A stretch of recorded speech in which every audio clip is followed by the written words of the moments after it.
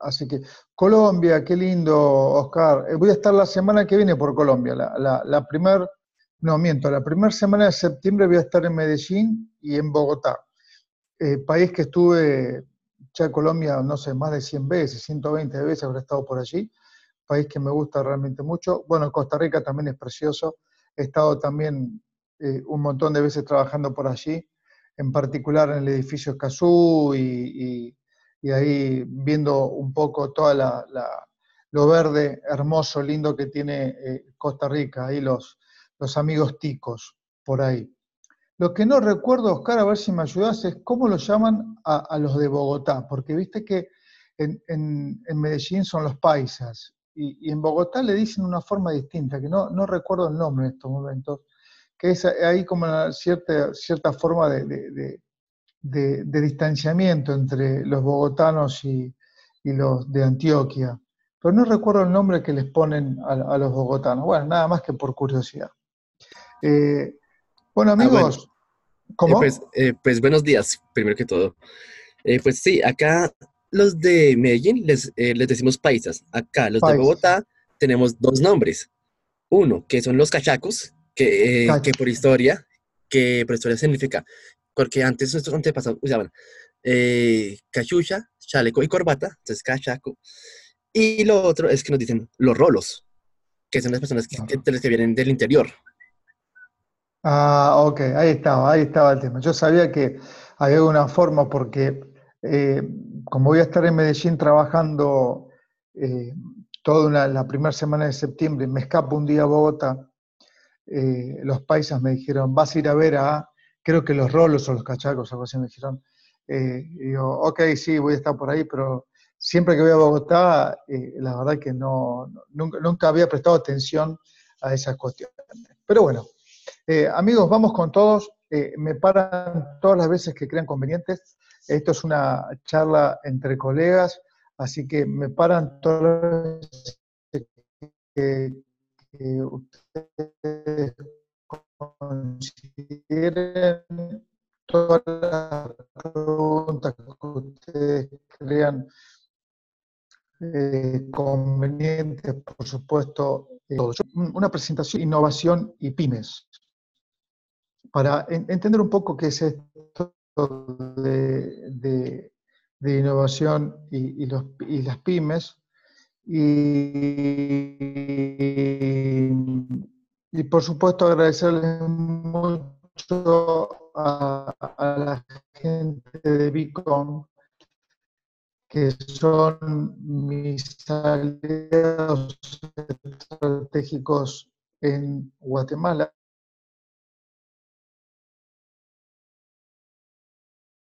Guatemala. También tenemos representantes en Costa Rica y tenemos representantes en Colombia, pero el host del día de hoy es Beacon, los cuales, insisto, además de ser una empresa maravillosa, son amigos personales. Entonces, vamos a tratar de entender lo que es innovación en pymes.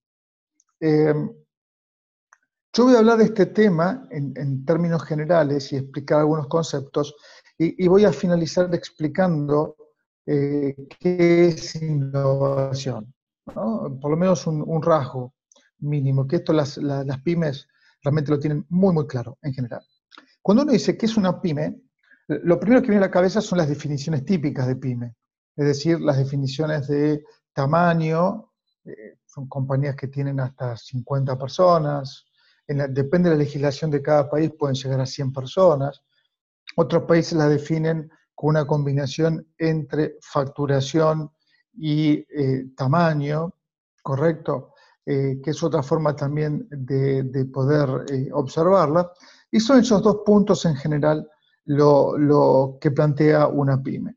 También una pyme puede ser un esfuerzo individual con poca gente, una idea inicial, que cuando alguien tiene una idea inicial y la arranca en su taller, en su casa, en algún lugar físico pequeño, también se le dice pyme a las personas que tienen esa valentía de tomar una decisión de independizarse.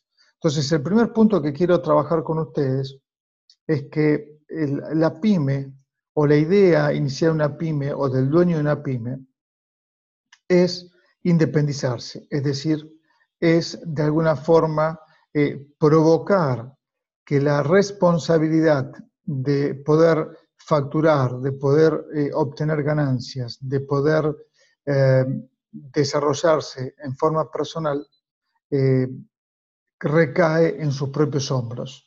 Es decir, que la idea fundamental de esto es la valentía de hacer recaer en nuestros propios hombros las decisiones que tomamos. Decisiones que en general los dueños de pymes las toman en soledad, bastante en soledad. Entonces, esos son los temas, les diría, más interesantes. Pero hay otro tema que todavía es mucho más interesante para plantear en una pyme, y que esto lo distingue enormemente de las empresas grandes. Es preguntarse dónde ponen la inteligencia. Y esta no es una pregunta menor, no es una pregunta menor. Yo no estoy preguntando qué es la inteligencia, sino dónde ponemos la inteligencia. Y las pymes no tienen muchos lugares para poner su inteligencia. Las pymes ponen su inteligencia, les diría, afuera de su propia estructura. ¿Por qué ponen la inteligencia fuera de su propia estructura? Porque realmente viven de los huecos, de los espacios que otros no han tomado. Es decir, el dueño de pyme no se pregunta cuáles son sus restricciones, sino lo que piensa es cómo puede ocupar esos espacios que los demás dejan de lado. Primero los identifica y después intenta encontrar la forma de poder ocuparlos. Es decir, que el pensamiento de un dueño de una pyme, su inteligencia, la pone siempre de la puerta de su empresa para afuera. Después ve cómo se arregla internamente, eso es otro tema, pero la pone de la puerta para afuera. Por lo tanto, la inteligencia que muchas veces las compañías grandes ponen, la ponen más que nada hacia adentro. Por eso fracasan muchas compañías grandes. ¿Por qué la ponen hacia adentro?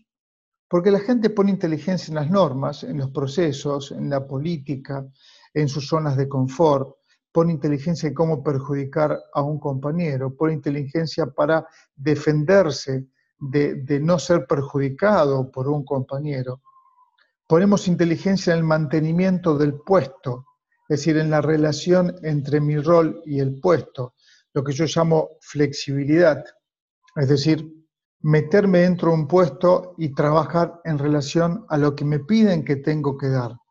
Es decir, fíjense que en las empresas grandes la inteligencia muchas veces está dada en el mantenimiento de permanecer en una compañía que me paga un sueldo a fin de mes. Y por el otro lado, en cómo crear zonas de confort internas que me permitan a mí pasar inadvertido durante mucho tiempo. Entonces la inteligencia dentro de las compañías grandes se basa mucho en la separación, es decir, cómo puedo generar separación con los demás para hacer valer lo que tengo. Fíjense esto que no es un tema menor. Cuando yo cuando me separo de otros y aplico inteligencia para demostrar que lo que hago agrega valor, voy perdiendo la cadena de relacionamientos y me estaciono en mi propio eslabón. Es decir, toda la inteligencia la pongo en la separatidad. Ese es el punto más importante. Las pymes no pueden darse este lujo. Las pymes no pueden darse el lujo de la separatidad. ¿Por qué motivo? Porque si lo hacen, mueren antes de comenzar. Entonces, toda la inteligencia la ponen afuera. Y cuando ponen afuera la inteligencia, es donde todos se mueven en relación a un objeto que es superior a ellos. Es decir, hay una conexión con un universo, con un entorno, con un contexto que supera ampliamente todas las posibilidades que tiene la pyme. Entonces necesitan que esa inteligencia puesta en el mercado sea la que direccione, la que empuje, la que traccione a la pyme. En cambio, en las empresas grandes, lo que tracciona es la rentabilidad, es la facturación. Entonces, por lo tanto, en esa atracción de rentabilidad y facturación, si los accionistas están atentos, permite que la gente se pueda separar entre ellos, separarse con el mercado y además separarse del principio fundamental que tenían cuando eran una empresa pequeña, que es justamente el espíritu de unión con el mercado, es decir, el espíritu de unión con ese universo que está afuera. Entonces, cuando alguien dice que una pyme es algo pequeño o de cierto nivel de facturación o que tiene pocos recursos, la pregunta es ¿cómo lo medimos eso? Entonces, ¿lo podemos medir desde el punto de vista contable? Sí, por supuesto. Del punto de vista de recursos, sí, también. Pero hay una cuestión que es fundamental, que la pyme es un estado mental permanente donde busca atacar ideas permanentes en los espacios que están en ese universo que están desprotegidos. Entonces, la inteligencia de las pymes, como les dije antes, está afuera. Entonces, por lo tanto, la inteligencia, ¿dónde está? En la recreación permanente de ideas que logren sostenerla, que logren modificarla internamente y que logren ser posicionadas en algún lugar. Entonces, entender esta diferencia en dónde colocamos la inteligencia es fundamental. Por eso las pymes se mueven tan rápidamente. Lo que hacen es, como siempre digo, la diferencia entre una pyme y una empresa grande es que la pyme busca desarrollar ideas sin enredarse. En cambio, las empresas grandes buscan enredarse para no desarrollar ideas. ¿Dónde se enredan estas empresas grandes? En la creación enorme de políticas, procesos, normas, procedimientos, etcétera, que muchos ni siquiera tienen valor, muchos ni siquiera tienen utilidad. Lo único que tienen es vigencia. Sé que alguien de ustedes tiene el micrófono abierto, tienen el micrófono abierto. Les voy a pedir, por favor, que lo puedan apagar el micrófono, así no tenemos interrupciones. Sí, por favor, les pido preguntas las que quieran, preguntas las que quieran. Entonces, cada vez que vamos a pasar un slide, les voy a dejar espacio para que me hagan preguntas para ver si entendieron un poco esto. Entonces, el concepto de la inteligencia en la pyme, ¿dónde está? Está en desenredar ese nudo gordiano que es el mercado. Está ahí, puesta ahí.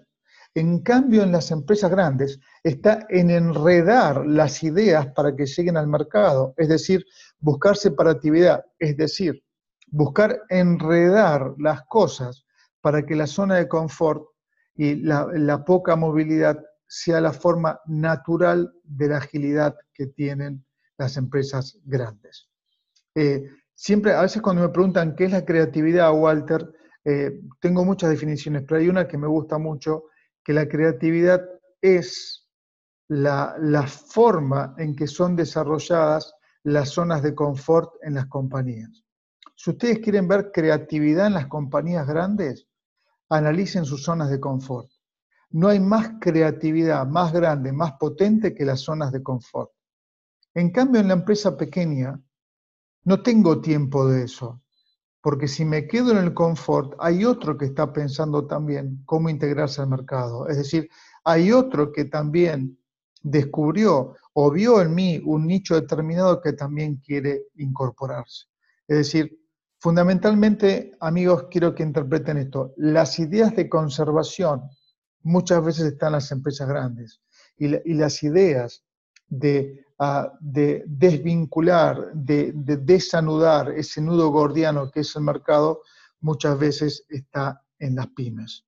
Es decir, la idea, el concepto de la idea en una pyme es un concepto que no está acabado, es un concepto que apenas nace, enseguida se comienza a trabajar en él y a construir en la medida que vamos armando el mercado.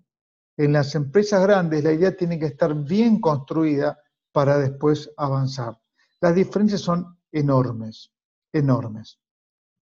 El problema es que cuando después con el tiempo este espíritu se va cortando, se queda en un costado, se olvida este pequeño espíritu. Y esto me hace acordar a la parábola del sembrador de la Biblia, ¿no? Cuando el sembrador sale a sembrar y tira semillas por todos lados, bueno, algunas caen en tierra fértil y nacen y crecen, otras en tierra que es muy llana, entonces el sol enseguida las mata, otras caen directamente en el piso, lo cual ni siquiera crecen, y otras también caen sobre la tierra, que las aves no van y las comen, entonces quedan ahí. El perder el espíritu inicial de la tierra fértil es un poco lo que las pymes sufren en la medida que van creciendo. Tema que vamos a hablar el día de hoy en minutos más. Amigos, ¿alguna pregunta hasta acá? Abner, no logro ver las preguntas, entonces si cualquier cosa vos ves las preguntas, Abner, por favor, avísame, porque no logro verlas desde aquí.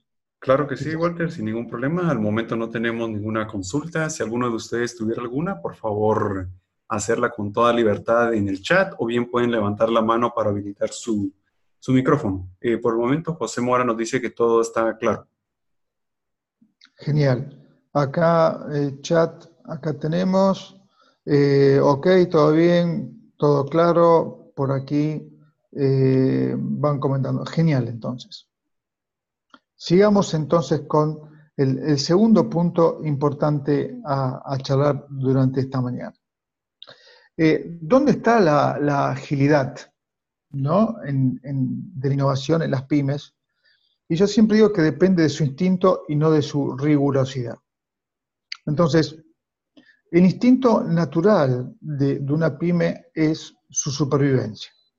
Entonces, si uno toma la palabra supervivencia, tiene muchas definiciones diferentes, pero la palabra estrategia de la Enciclopedia Británica dice que son todas esas decisiones globales que afectan a la supervivencia de una organización.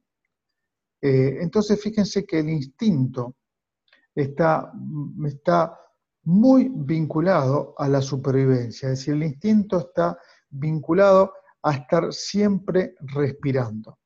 Ese es el punto fundamental. ¿Dónde está la rigurosidad? La rigurosidad está en la construcción de ese instinto, que, como dijimos antes, son las políticas, normas, procesos, etc. Y la rigurosidad muchas veces es una suerte de inhibición, es una suerte de restricción que tiene nuestro instinto.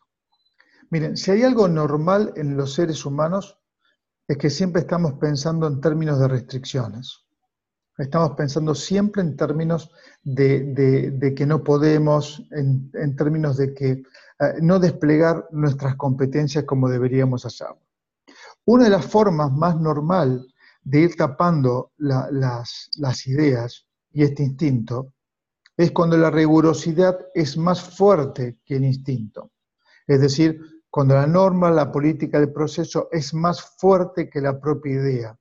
Cuando las políticas y las normas se vuelven el límite de nuestro pensamiento, entonces ahí es donde la rigurosidad comienza a matar las ideas. Es decir, en vez de ser vistos como un desafío, las políticas, normas, etc., son vistas como el límite que tenemos para poder pensar. Cuando el límite es más riguroso, cuando el límite es más cercano, cuando el límite es más pequeño, entonces nuestra capacidad de fomentar ideas se va cayendo, se decae, no tiene mucho sentido. Entonces, fíjense que hay cada un punto interesantísimo para conversar. Y les voy a hacer una pregunta que ustedes dirán, Walter, es una pregunta extremadamente obvia. Es tan obvia, tan simple, que ni siquiera tengo ganas de contestarla. Y la pregunta que quiero hacerle a todos ustedes es, ¿qué es una idea? ¿O qué compone una idea? A ver si alguno me ayuda a contestar esto. Si me ayudan a contestarlo, genial, así me permiten a mí, en este concepto poder avanzar. Aparte, como no sé la respuesta, si ustedes me ayudan, muchísimo mejor. A ver, ¿es la concepción de algo diferente? Plantea Juan. Sí, claro que sí, es la concepción de algo diferente. Bien, excelente, ¿qué más? Alguien más que se anime. Siempre en general se animan las mujeres primero. Acá Juan está en primero de todo, así que genial.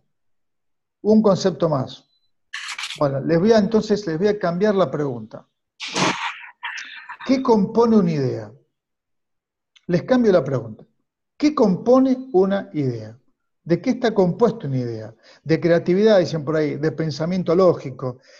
Sí, es cierto eso. A veces las ideas tienen tanto pensamiento lógico que no llegan a ningún lado, ¿no? Sí, pero es cierto, de creatividad, genial. ¿Qué más? Pero les voy a contar algo para que entendamos, amigos. Una idea, cualquier idea que nosotros tengamos, tiene al menos dos elementos que la componen. Más allá de la perfección de la idea, ¿eh? Cualquier idea, cualquiera. La que a ustedes se les ocurra, la magnífica, no sé, desde Einstein, Newton, con todo lo que han descubierto y todo lo que ustedes quieran, siempre las ideas tienen dos condimentos, dos elementos. Un elemento es la omisión y otro elemento es la obviedad. Siempre están en las ideas. ¿Qué significa esto? Cuando yo tengo una idea, por más perfecta que tenga mi idea está aquí, está en mi cerebro, está en el cerebro de cada uno de ustedes. Y cuando una idea se instala en el cerebro, la mente tiene un engaño enorme hacia nosotros, que es justamente que cuando yo la pienso la idea y la aplico en mi imaginación, en dónde lo voy a hacer y de qué forma lo voy a hacer, mi mente es perfecta.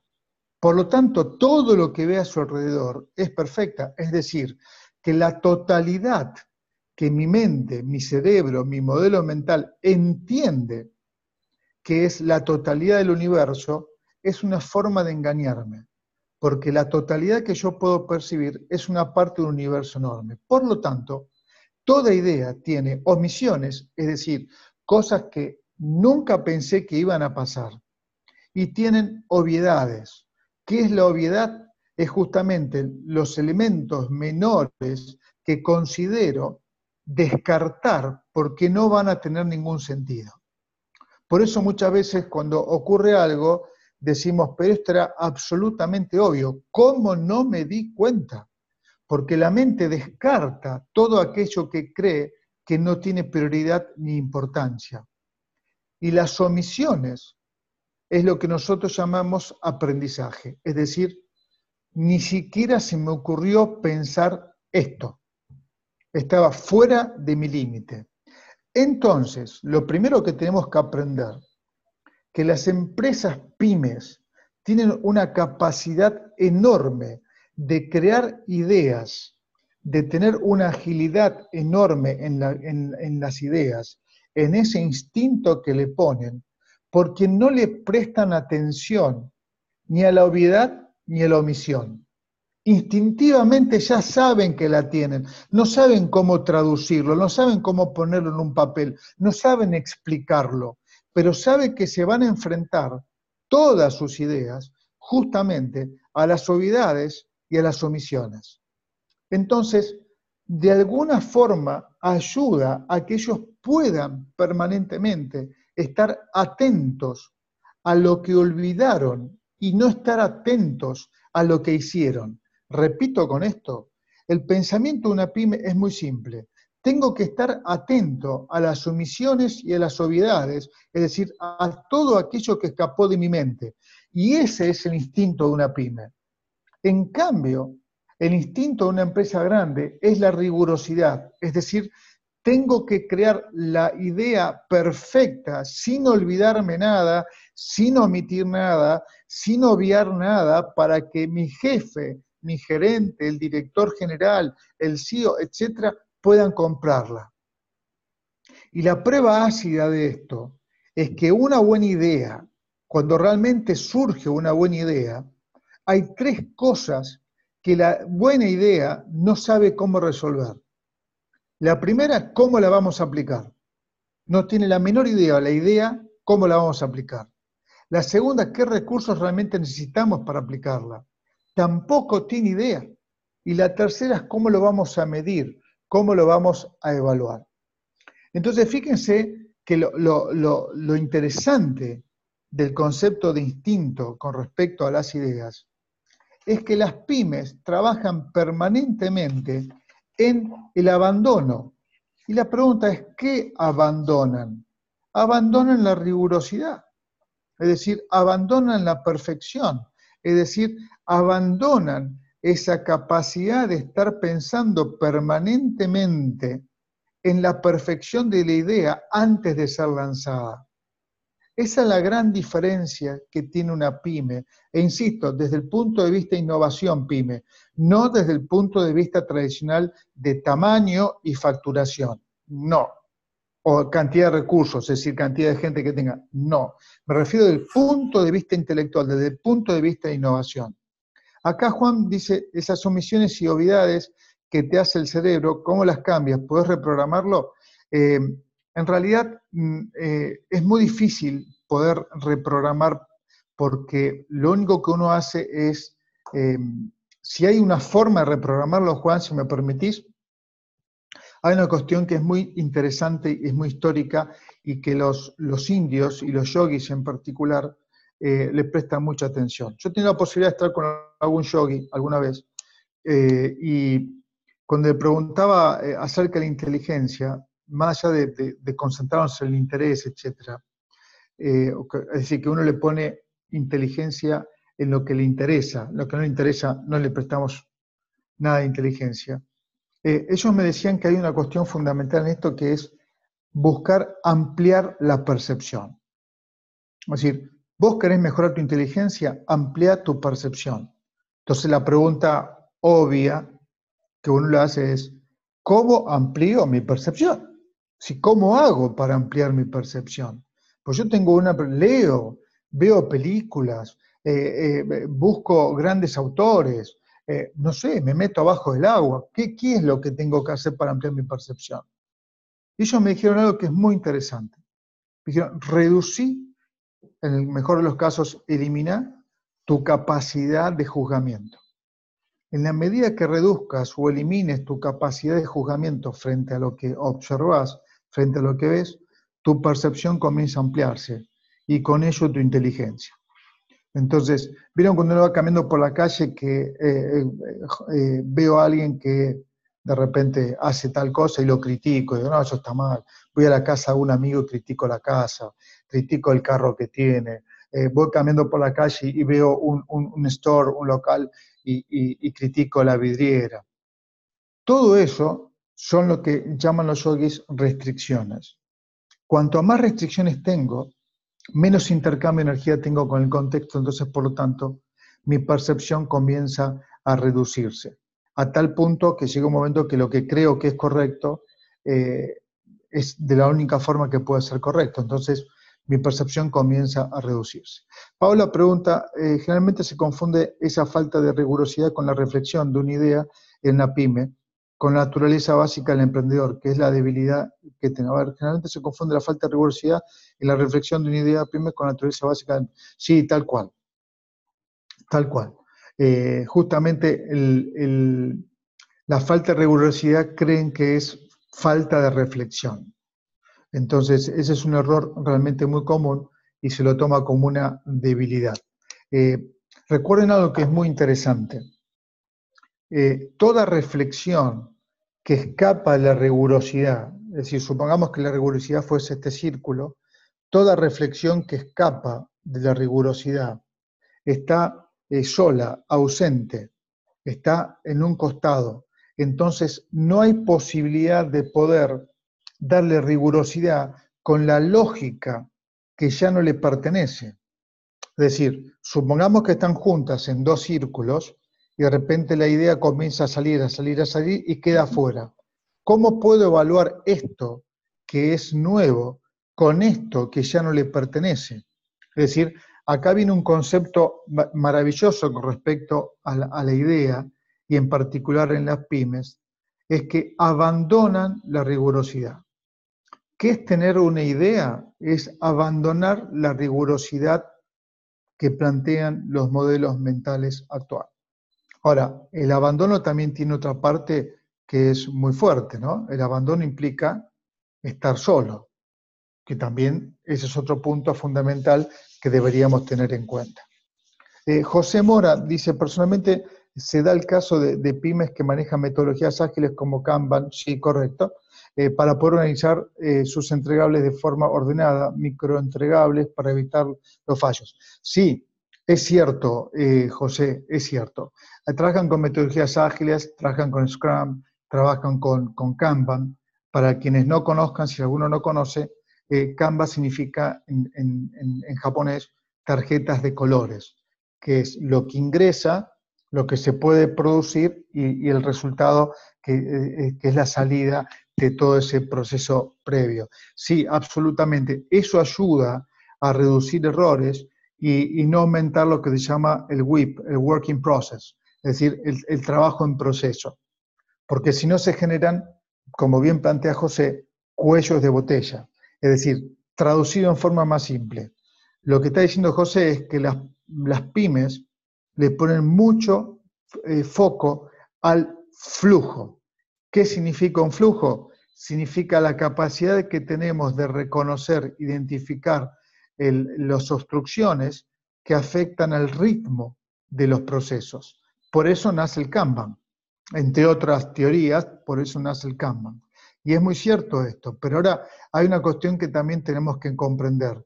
El Kanban en sí mismo lo que hace es plasmar en un conjunto de tarjetas de colores las operaciones que nosotros hacemos. No plasma las ideas, plasma nuestra capacidad de flujo. Ojo con esto. Entonces, cuando nosotros tenemos ideas, el Kanban es una excelente herramienta para potenciar las ideas y para poder mejorar estas ideas. Por eso las empresas que trabajan con Kanban o con metodologías ágiles, lo que hacen, buscan ideas justamente para hacer que esto se expanda cada vez más. Absolutamente. Yo no estoy en contra de la rigurosidad.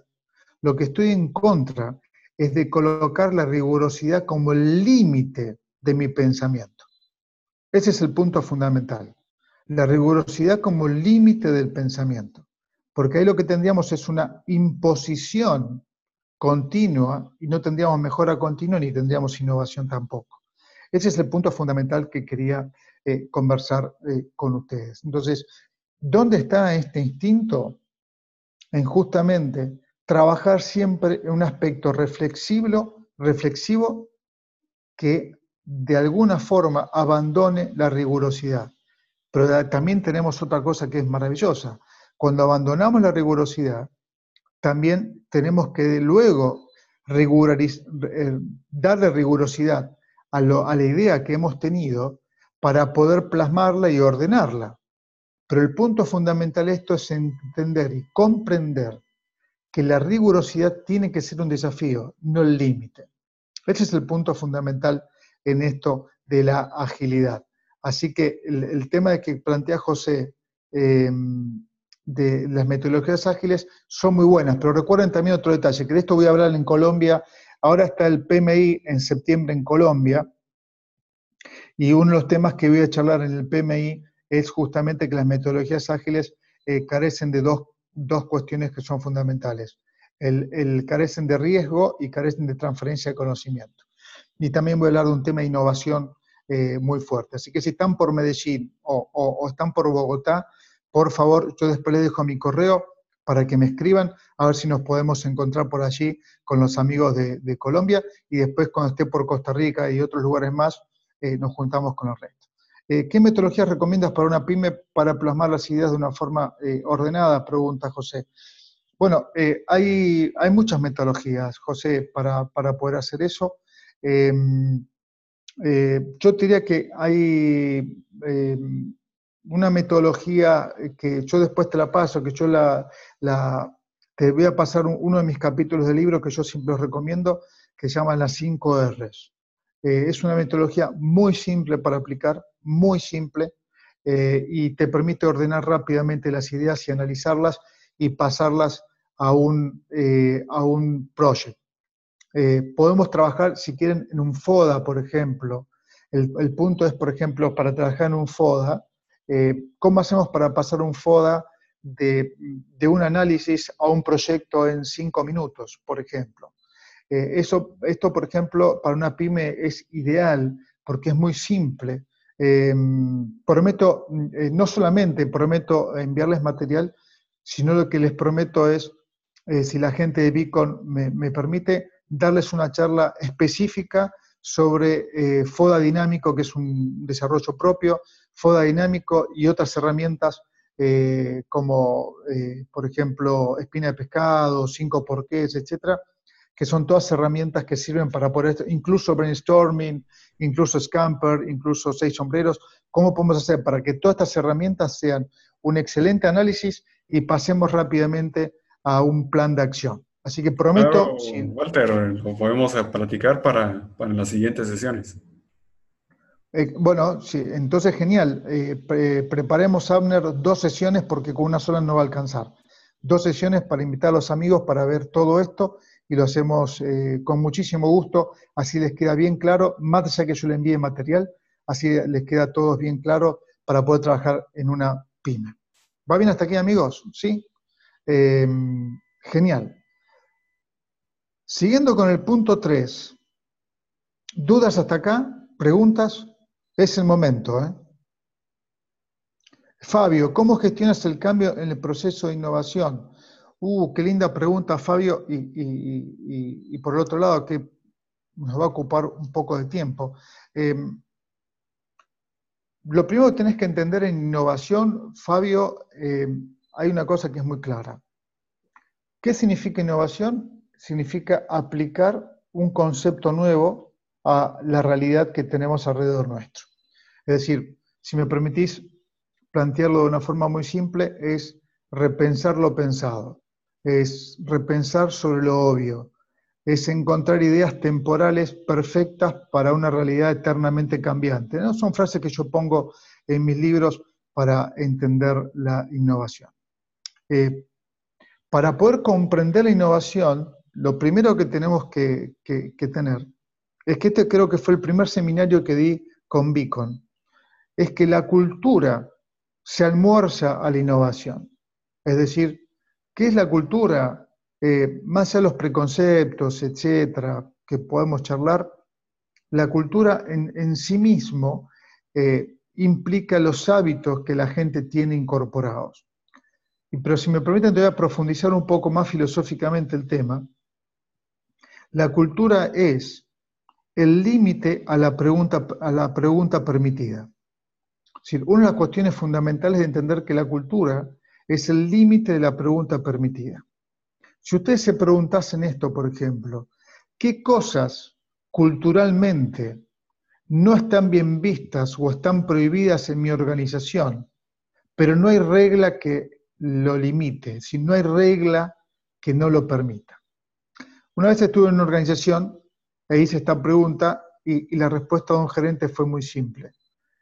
¿Qué está prohibido en la cultura de esta compañía? Por ejemplo, que no hay ninguna regla que lo anule, que no lo permite. Por ejemplo, tener un carro igual al de los directores. Si yo tengo un carro que me lo pago, me lo regalan, gané en la lotería y puedo comprarme un carro igual o mejor al de los directores, directamente venía prácticamente un despido. La pregunta es ¿por qué?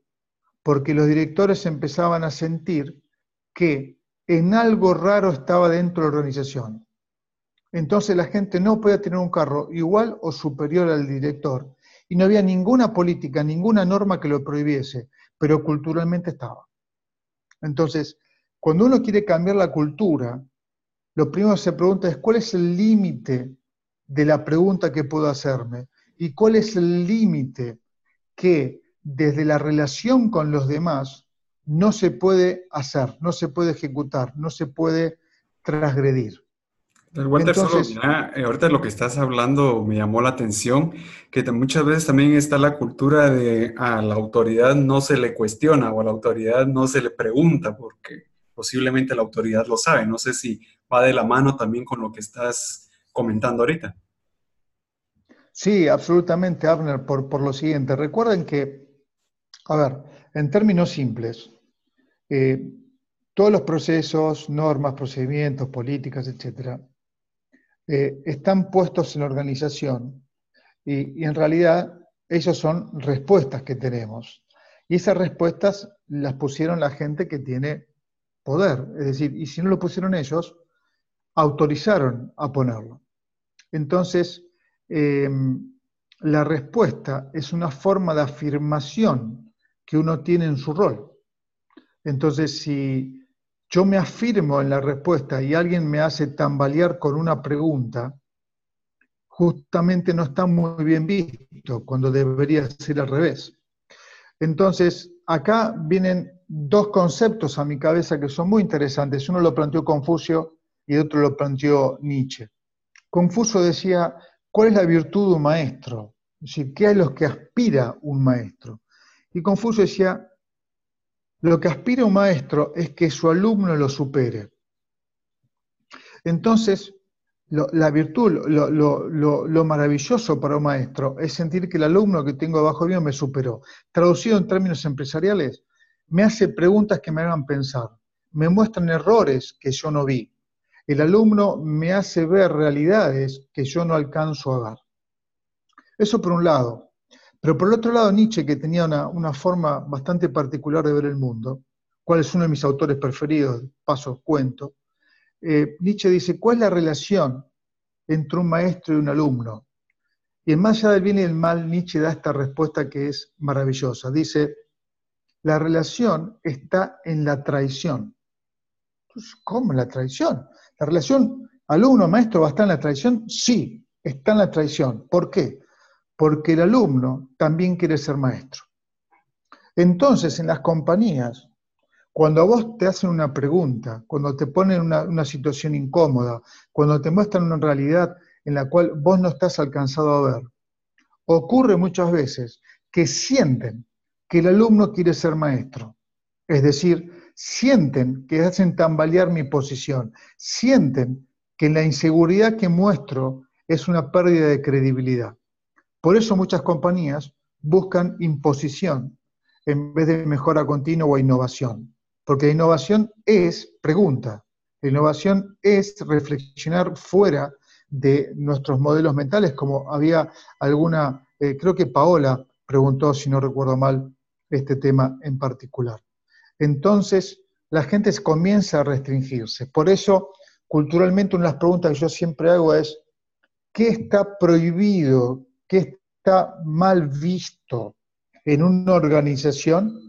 Aún aunque la organización lo estimule, aún aunque la organización no lo prohíba. Entonces, ese es uno de los límites culturales que las pymes no tienen. El dueño de pyme quiere salir al mercado, quiere vender, quiere ganar espacio, quiere crecer, no importa nada si viene Abner, viene Oscar, viene Paola, viene Juan, viene Fabio, cualquiera, y le dice, mira, se me ocurrió esta idea, dale para adelante, vamos con todo, crezcamos en el mercado, vendamos esto, le pudiste vender a aquel, genial, esa idea me encantó. No tiene ese síntoma de que lo están pasando. Su mente está en otro lado. Hay que crecer, hay que sobrevivir y hay que ocupar espacios antes que lo ocupen los demás. En cambio, en las empresas grandes, la cosa tiene otro color, absolutamente distinto. Si es que la cultura está tal cual nosotros la hemos definido hace unos instantes atrás. Entonces, ¿dónde está? ¿Cómo gestionás el cambio? Estimado Fabio, tenés que tener dos ejes fundamentales. Uno es la naturaleza del cambio, es decir, si es mejora continua, si es creatividad, si es innovación, la naturaleza del cambio, hacia dónde va. Y otro es la profundidad del cambio. La profundidad del cambio te lo da las tareas interdependientes, te lo da el nivel de poder y te lo da además los niveles de sponsorship que vos tengas en tu compañía. La naturaleza te la da la estrategia, hacia dónde queremos ir, a qué ritmo queremos ir. Y la naturaleza también te le da otro elemento que es fundamental, que es la rentabilidad. Recuerden algo que siempre digo, la rentabilidad cubre toda la estupidez organizacional, cubre todos los errores. Entonces, mientras más rentables somos, más errores podemos cometer sin que pase absolutamente nada. Naturaleza, acordate, naturaleza y profundidad. Me haces acordar, Abner, que les pase un capítulo, un libro mío que tengo escrito, que le cuento este tema en particular. Te pido que vayas anotando, Abner, porque vos ya me conocés, que me olvido de todo esto. Lo cuento y después me olvido. Entonces, Ok, perfecto. Abner está mucho más atento que yo a estas cosas. Gracias, Abner. Muy amable. Siguiendo con dudas hasta acá, amigos, por favor. ¿Dudas, preguntas? José Mora me dice que no. Genial. Seguimos entonces. Cuento 3, 2, 1. Ninguna pregunta. Seguimos. El punto 3 que les traje se llama pensar lento, actuar rápido. ¿Qué es lo que tienen las compañías, generalmente las pymes, cuando trabajan en innovación? ¿Por qué piensan lento las pymes? En realidad no es que piensen lento porque son pequeñas. Piensan lento porque están permanentemente viendo cuál es el nivel de crisis que pueden sufrir desde el punto de vista de los recursos y desde el punto de vista de las acciones. Entonces, en esa coordinación que hacen, los dueños de pymes piensan permanentemente en eso. ¿Cuánto hay que invertir? ¿Qué recursos tengo? ¿Cuáles son las acciones que hay que seguir? Si sale mal esto, ¿cómo puede impactar en la organización? Etcétera, ¿no? Entonces ahí piensan específicamente, y esta es la parte más interesante en innovación de pymes, piensan específicamente en lo visible, es decir, en los recursos, en sus activos. Ahora, cuando deciden asumir el riesgo, actúan rápido. ¿Y ahí en qué parte no piensan? ¿Qué parte se les escapó y que no piensan, pero actúan rápido? Y la mayoría de veces les sale bien. ¿Qué se les ocurre? ¿Qué puede ser? Piensan lento en relación a los recursos, a las acciones, piensan lento en relación a las crisis económicas que puedan llegar a tener, pero no piensan lento en otros temas. Pero para actuar, actúan rápido. ¿Y cuál es el milagro que buscan para actuar rápido en innovación? A ver si se les ocurre algo. ¿Alguna idea? Fíjense cómo ustedes están saliendo del pensamiento que ya está, digamos, tomado y estamos yendo a la reflexión. Es decir, estamos saliendo de ahí. Entonces cuesta un poco llegar a esas conclusiones. ¿Alguien que se anime? ¿Alguno? ¿No? ¿Sí? ¿Estamos? ¿No estamos? Ok. ¿Saben que dejan de lado? Ahí está, a ver, Paola, me está pasando actualmente en México. Hicimos un proceso de innovación y nos pasamos las diferencias culturales. Sí, claro, por supuesto, Paola. Ese es un poco el punto, digamos, la fusión cultural es muy importante. Y en el tema de innovación, la fusión cultural es enorme. Hay una empresa mexicana de seguros, que es una de las más grandes de seguros de México, si no es la más grande, que está en Centroamérica y justamente estamos en estos momentos charlando con ellos para trabajar todo el tema cultural entre distintos países en la forma que están manejando.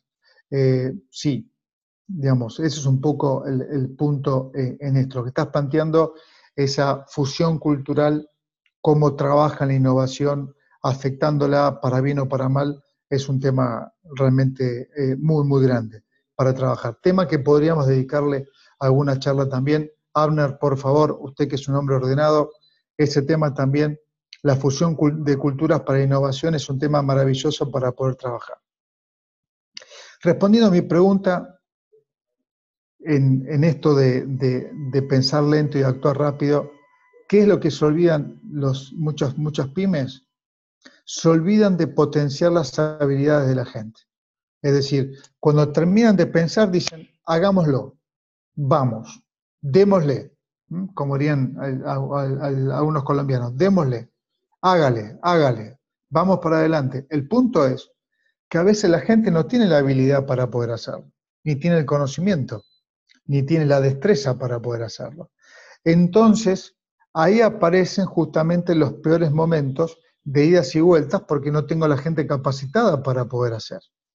Entonces, dentro de los recursos que se olvidó en primer lugar fue capacitar a la gente, entrenar a la gente, dar habilidades a la gente, y después cuando empezamos a actuar nos damos cuenta que la idea es maravillosa, pero la habilidad, el conocimiento para poder aplicarlo comienza a ser escaso.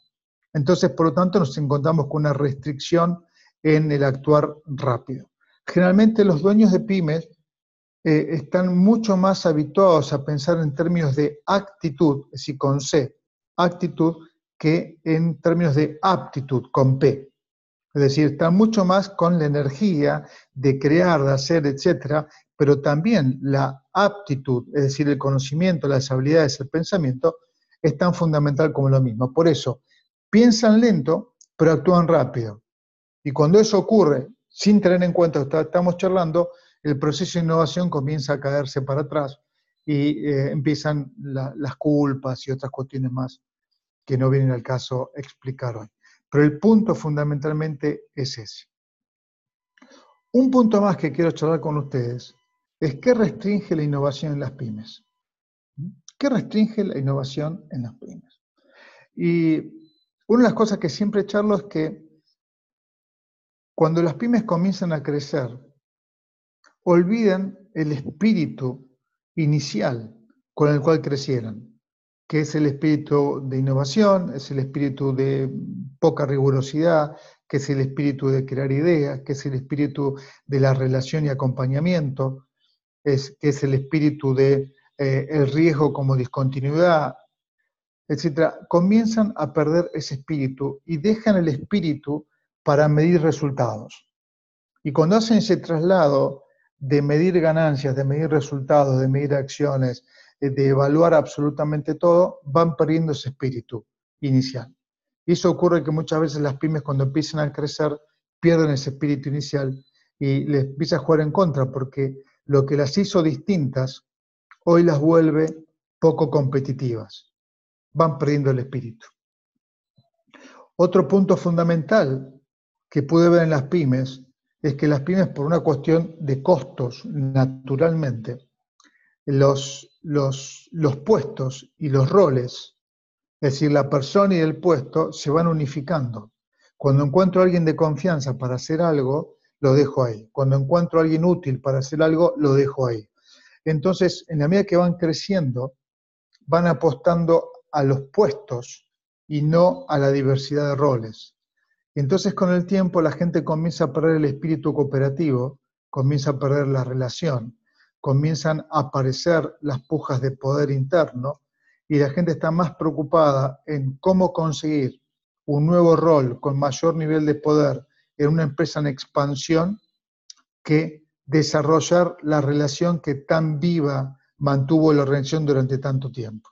Es decir, que empezamos, como les dije al inicio, empezamos a separarnos del espíritu, a separarnos del mercado para concentrarnos más adentro. Es decir, que lo que habíamos abandonado en primer lugar, que era el espacio interior de la pyme para dedicarnos al mercado, comenzamos a hacer un giro y comenzamos a abandonar el mercado para dedicarnos a construir algo dentro de la pyme para que me mantenga. Entonces, por lo tanto, eso también nos aleja del espíritu innovador que las pymes tienen al principio.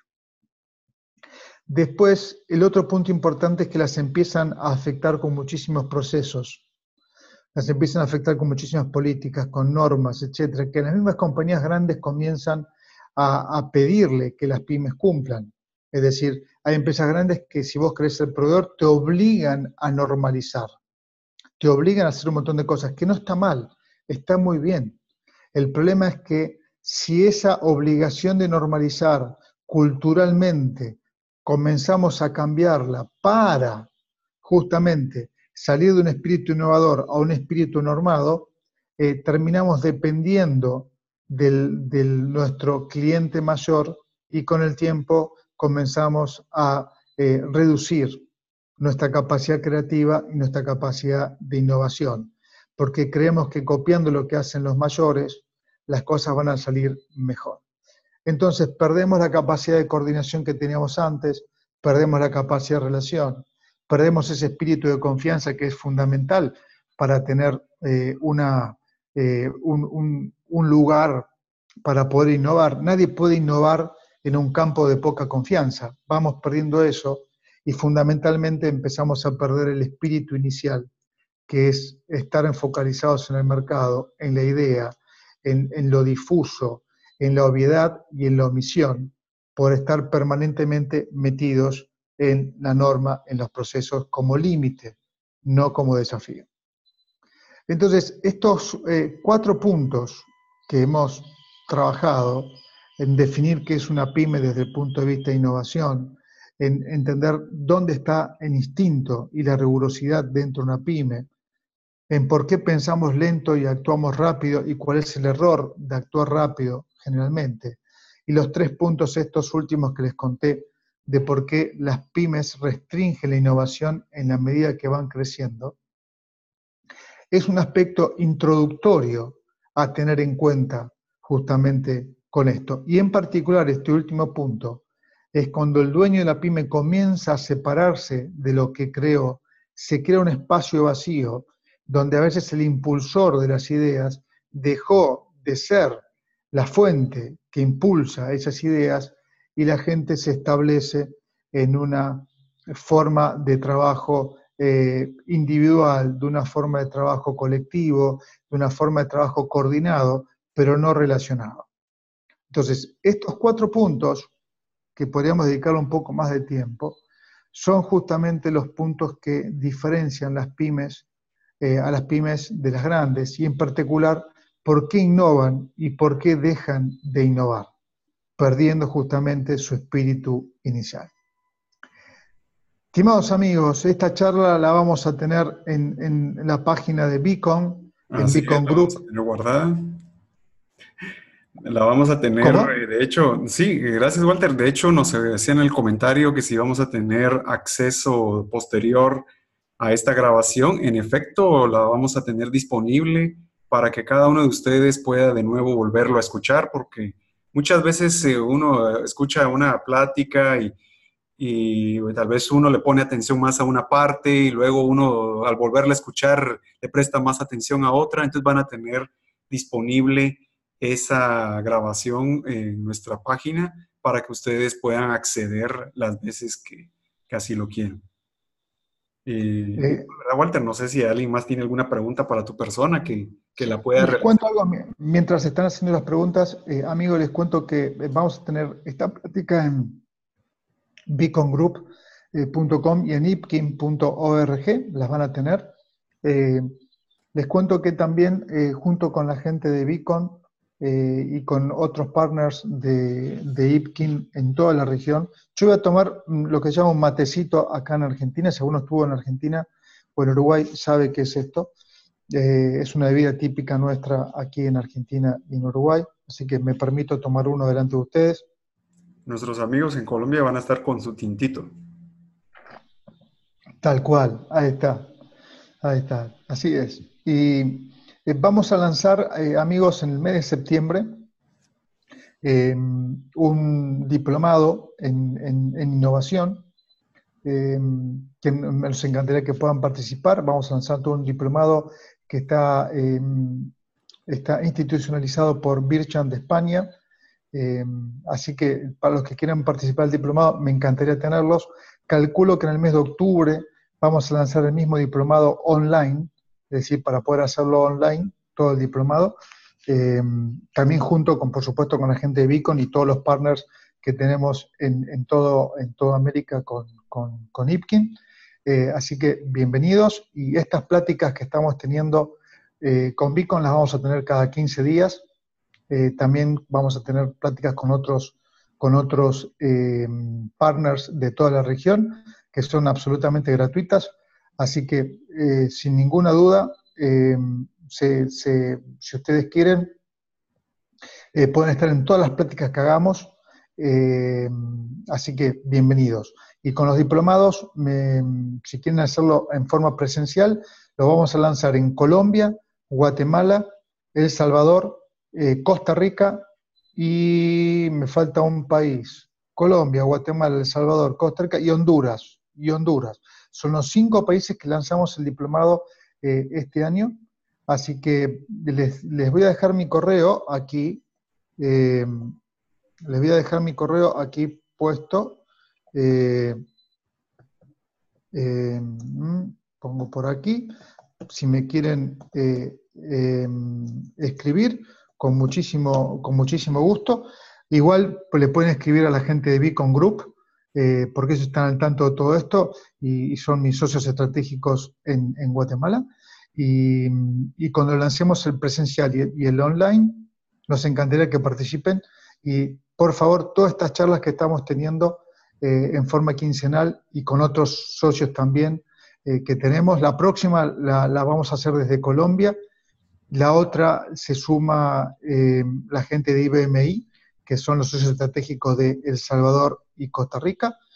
Así que, por favor, dejen sus datos a Abner, de tal forma que podamos convocarlos para las próximas charlas y por el diplomado, los que estén interesados, por favor. Abner, ¿ellos tienen tu correo electrónico?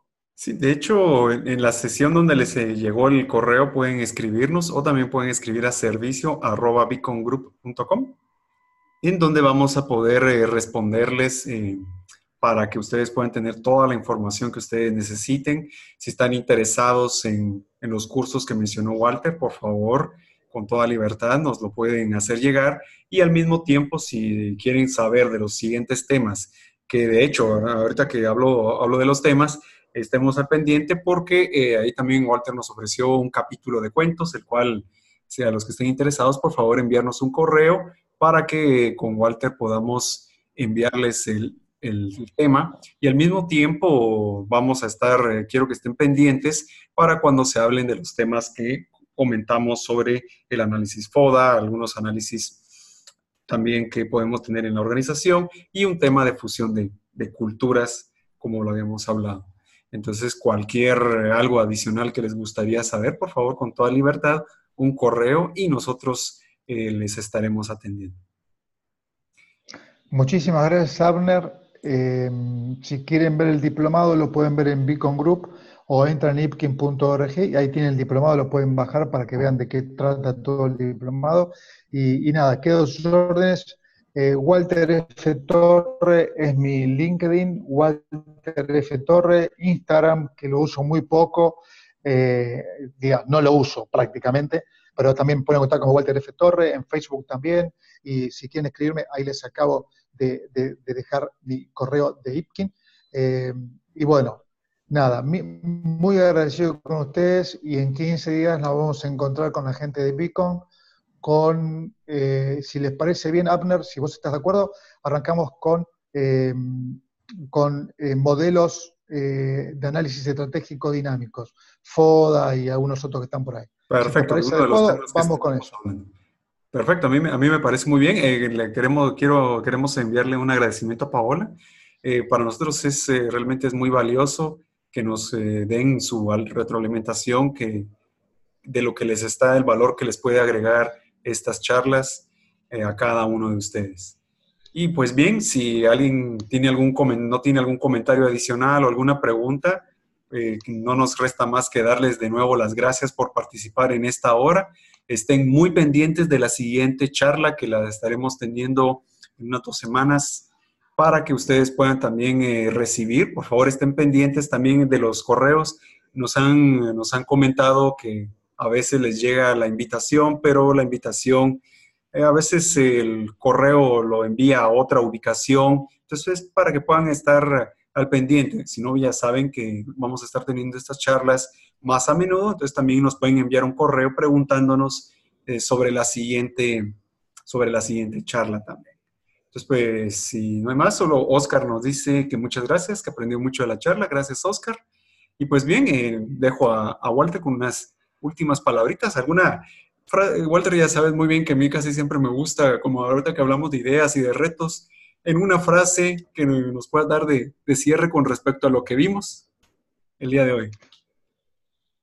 Sí, con gusto. Si le podía dar alguna frase final, le diría que es momento que dejemos de orar y es momento para empezar a hacer milagros. ¿Qué significa dejar de orar? Significa dejar de hablar, significa dejar de justificar, significa dejar de criticar.